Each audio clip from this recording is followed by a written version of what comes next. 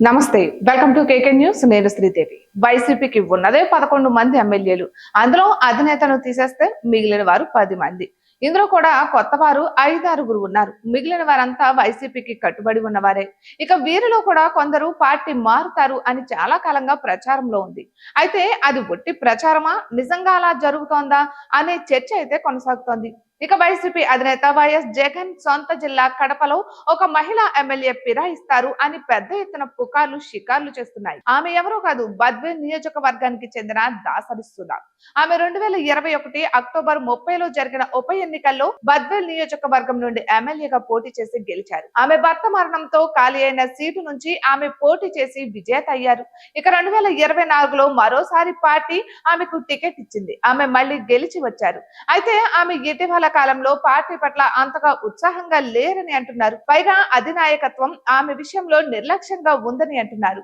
ఆమె అధినేతను కలవాలన్నా అపాయింట్మెంట్లు దొరకడమే కష్టంగా ఉందని చెబుతున్నారు. ఈ పరిస్థితులలో పార్టీలో ఉండాలా వద్దా అనే చర్చ ఆమె సన్నిహితుల నుంచి వస్తోంది అంటున్నారు. ఇక ఆమె కూడా కూటమి పార్టీలకు టచ్ లోకి వెళ్లారని, ఆమె జనసేనలో చేరవచ్చు అనే ప్రచారం కూడా పెద్ద ఎత్తునే సాగుతోంది. అయితే ఆమె కనుక పార్టీలో వస్తే సముచితమైన స్థానాలు కలిగిస్తామని కూడా చెబుతున్నారు.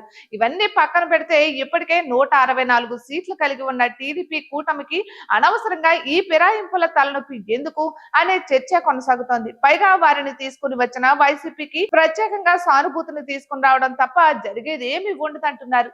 ఇక చూస్తే బద్వేల్ ఎమ్మెల్యే సుధా వైసీపీకి వీర విధేయురాలు అని ఆమె ఫిరాయిస్తున్నట్లుగా వస్తున్న వార్తలన్నీ కూడా పుకార్లు మాత్రమే అంటున్నారు. ఆమె ఎట్టి పరిస్థితుల్లోనూ పార్టీ మారేదే ఉండదని కూడా అంటున్నారు.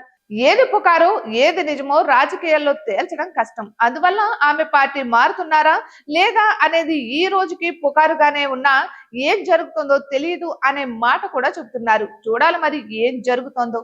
ఇటువంటి మరెన్నో వీడియోస్ కోసం కేకే న్యూస్ తెలుగు ఛానల్ ని సబ్స్క్రైబ్ చేసుకోండి.